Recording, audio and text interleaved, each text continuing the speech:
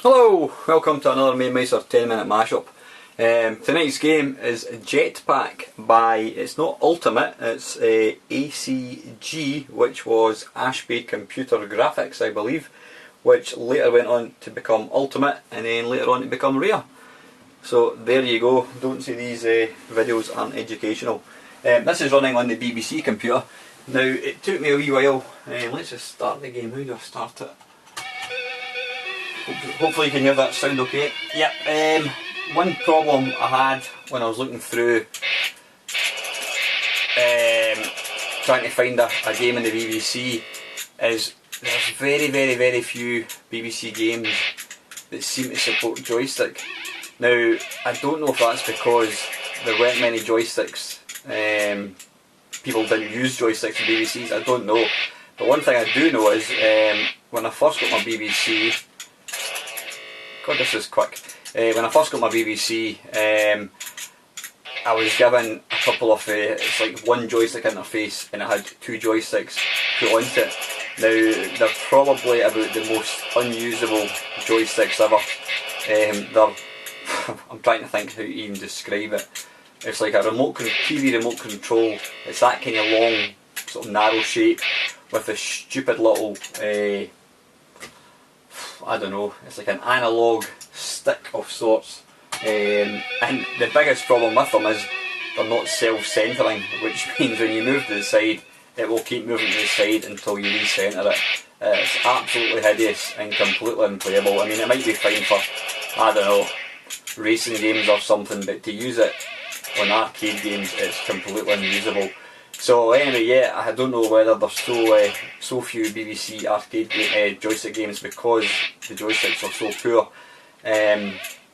What I was able to pick up looking up on eBay, it's a joystick interface. It basically plugs into one of the ports in the back and it allows you to plug in any standard sort of 9-pin Atari type joystick, which is, I'm using, what is this, a Quick Shot 2 I think it is.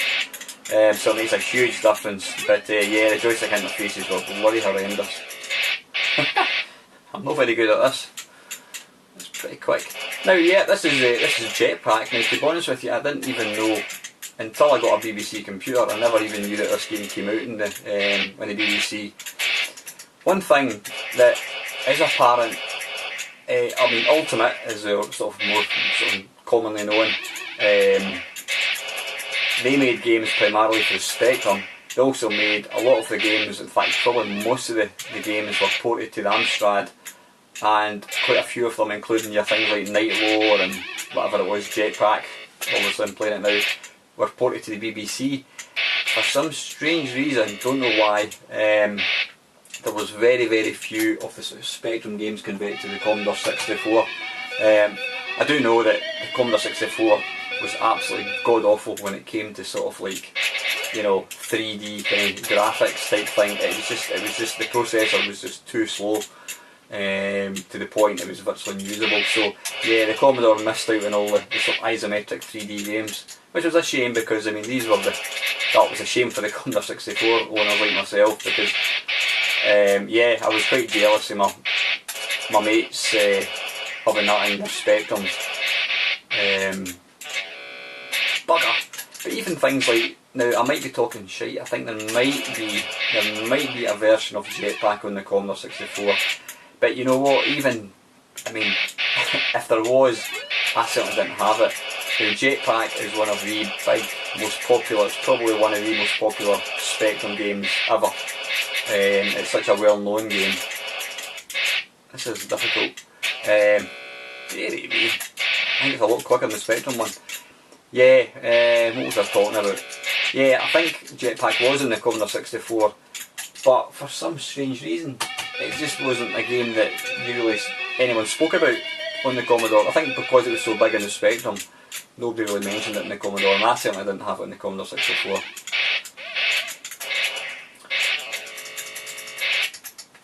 But aye, as I was saying, most of the Ultimate games I think were ported to the BBC as well, which for a kind of probably the least popular, if that makes sense, 8-bit machines for games, that's quite surprising. I mean, I think without a doubt the Spectrum was the most popular machine in the UK, followed by the Commodore. This is absolutely rock hard, do you know that? I don't know if there's an easy mode on it.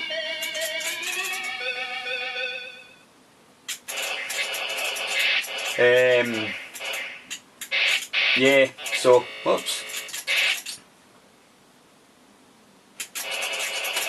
But aye, anyway, joysticks, BBC, Now these analogue things that I was telling you about, I believe these were the sort of official BBC joysticks, and says are bloody horrendous, absolutely unusable.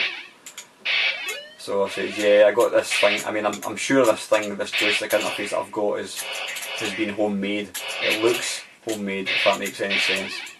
There's no stickers or anything, it looks like it's been kind of crafted together, but you know what? It does the trick admirably, so you know what, I'm determined to get off this first level. Now again, because I was a Spectrum, a Commodore man, I didn't really play, I didn't play a lot of Spectrum games, and conversely I didn't play much of Jetpac. However, I've played a bit of Jetpac since I've got my Spectrum, and I can get, I wouldn't say I'm good at it, you know what, let's just crack on. I wouldn't say I'm particularly good at it, but it's easier in this version. I think the Spectrum one's a bit slower. This one just seems to be in your face the whole time. Dearie me. And this is me playing it with a good joystick, so God help you if you're trying to play this with the analogue non-self-centering thing. Dearie me. That looks like a robot's head at the top. It looks like Metal Mickey, who for any of 40-somethings will know what I'm talking about. Metal Mickey was a god-awful kids programme back in the sort of mid-80s, I think it was.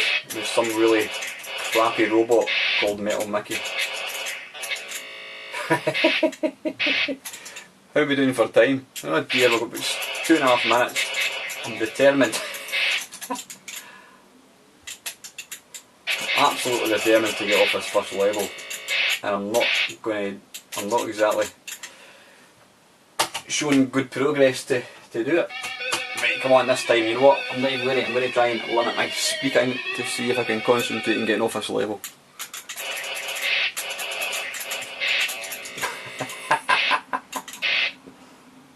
There's Metal Mickey's head again. Now I'm not even going to blame the joystick because there's absolutely nothing wrong with the controls. It's just bloody quick. Right, come on, where's the fuel? Where's the fuel? Dearie me. Typical. The fuel's going to sit there and I'm going to die instantly. Like that. Yep, this is rock solid. But it's, you know what, it's a nice version. Nice and colourful. I mean, the BBC, I think, got a bit of a hard press back in the day, when in the right hands it's actually quite a nice computer.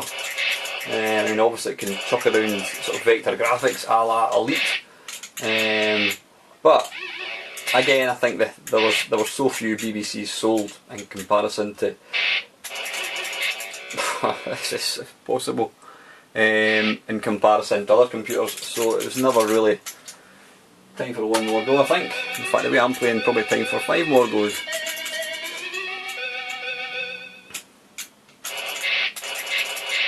Come on, this time. This time. Do it.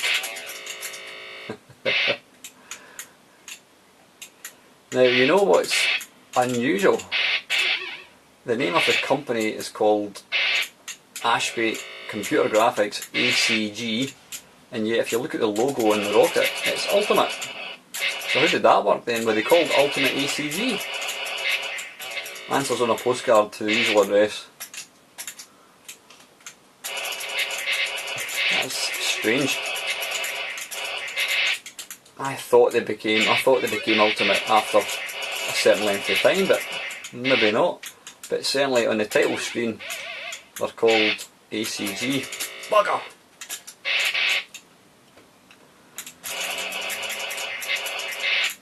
Come on, where's the fuel?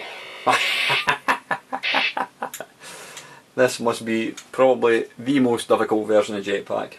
Anyway guys, listen, that's 10 minutes. This is Jetpac by A.C.G, or Ultimate, on the BBC.